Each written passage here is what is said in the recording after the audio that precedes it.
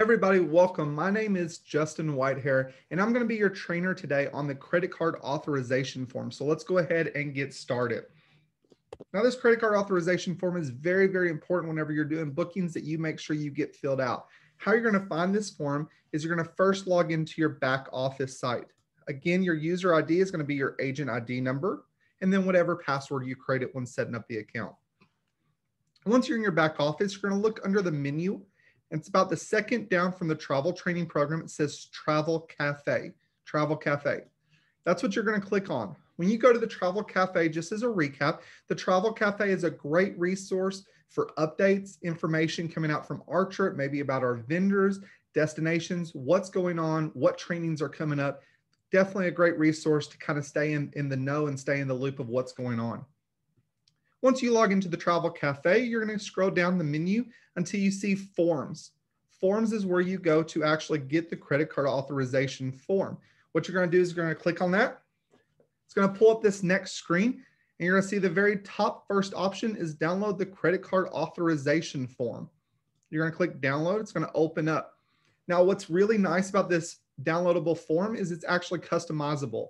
So you can actually click up here where it says independent contractor business name, and you can put your information there. So this would be your company name or business name, or just your first and last name, your address, your city, state, zip code, your phone number, and email address. This is all your information.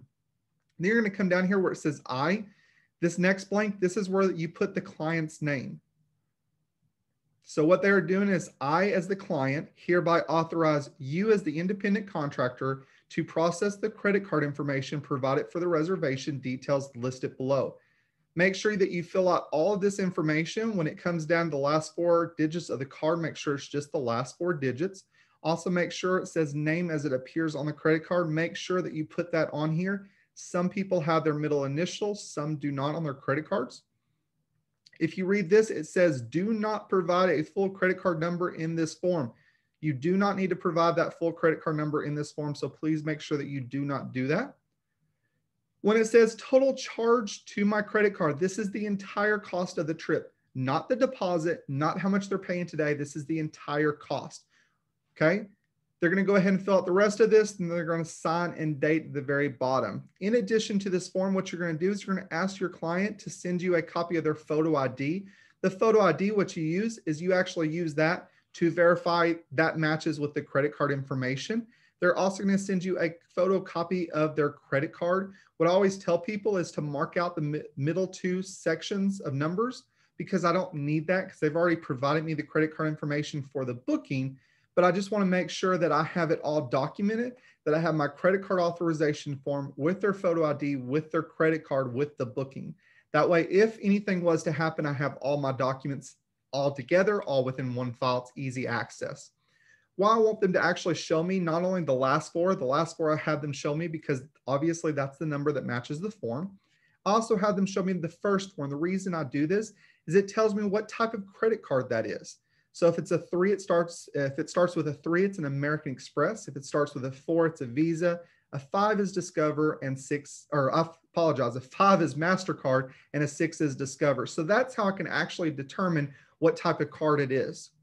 Now, this form is something that you're going to keep on file for your records. You do not need to send this in to Archer unless they request it, or if it is something that Archer helped you with or they are ticketing.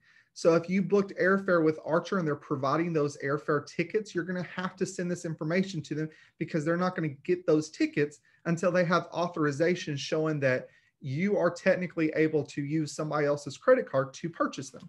So that's when you would actually submit that into Archer. Again, this is very important that you do fill out fully and that you keep on record for years, just so that you actually have the access in case of a chargeback. Again, a chargeback is just where a client is disputing the charges on their credit card with their credit card or with their bank. What happens with that is you will get a paper that says that this person is disputing the charge, or Archer will.